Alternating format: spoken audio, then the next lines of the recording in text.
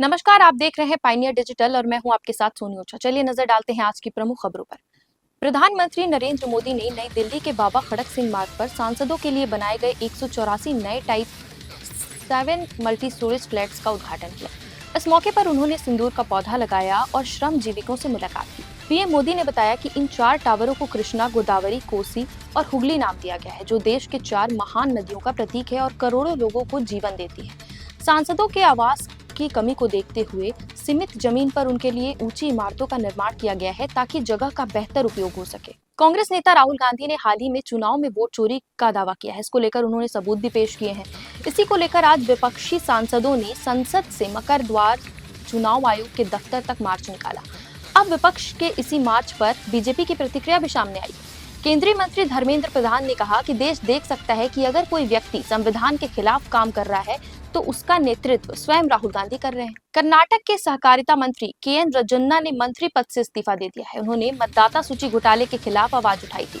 रजन्ना ने अपना इस्तीफा मुख्यमंत्री को सौंपा है। उन्होंने सार्वजनिक रूप से स्वीकार किया था कि कांग्रेस सरकार के कार्यकाल के दौरान मतदाता सूची में अनियमितताएं हुई थी। मुख्यमंत्री के करीबी सहयोगी रजन्ना ने कथित मतदाता सूची में हेराफेरी पर पार्टी की चुप्पी पर भी सवाल उठाए थे, जो सीधे तौर पर कांग्रेस के आधिकारिक रुख के विपरीत था। ऐसा माना जा रहा है कि रजन्ना की टिप्पणी से राजनीतिक विवाद उत्पन्न होने के बाद कांग्रेस आलाकमान ने मुख्यमंत्री को उन्हें मंत्रिमंडल से हटाने के भी निर्देश दिए थे। सुप्रीम कोर्ट ने आवारा कुत्तों के काटने से हो रही मौतों पर सख्त रुख अपनाया है। दिल्ली सरकार और नगर निगम को 1 सप्ताह के अंदर कार्रवाई शुरू करने के आदेश दिए हैं। कोर्ट के निर्देश के बाद सभी आवारा कुत्तों को शेल्टर होम्स में रखा जाएगा। 5000 कुत्तों के लिए आश्रय स्थल और टीकाकरण की व्यवस्था भी की जाएगी, जिसे लेकर के अभी से कवायद तेज हो गई है और इसके साथ ही कॉलोनी वालों के लिए एक हेल्पलाइन नंबर भी जारी किया गया है। सुप्रीम कोर्ट ने SC, ST और OBC आरक्षण में आधिकारिक प्राथमिकता देने की याचिका पर सुनवाई के लिए सहमति जताई। याचिकाओं में मांग की गई है कि आरक्षण का लाभ केवल उन्हें ही मिले जो आर्थिक रूप से कमजोर है, ताकि वास्तव में जरूरतमंद वर्गों को फायदा मिल सके।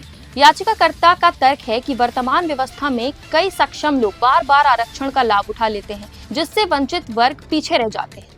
कोर्ट ने मामले की गंभीरता को देखते हुए सुनवाई की बात कही है, जिससे सामान्य न्याय की दिशा में नई बहस शुरू हो सकती है। अमेरिकी राष्ट्रपति डोनाल्ड ट्रंप ने एक बार फिर टैरिफ नीति का समर्थन करते हुए कहा कि टैरिफ से अमेरिका मजबूत और समृद्ध बन रहा है। उन्होंने दावा किया है कि आयात शुल्क लगाने से घरेलू उद्योगों को बढ़ावा मिल रहा है और विदेश व्यापार पर निर्भरता कम हो रही है।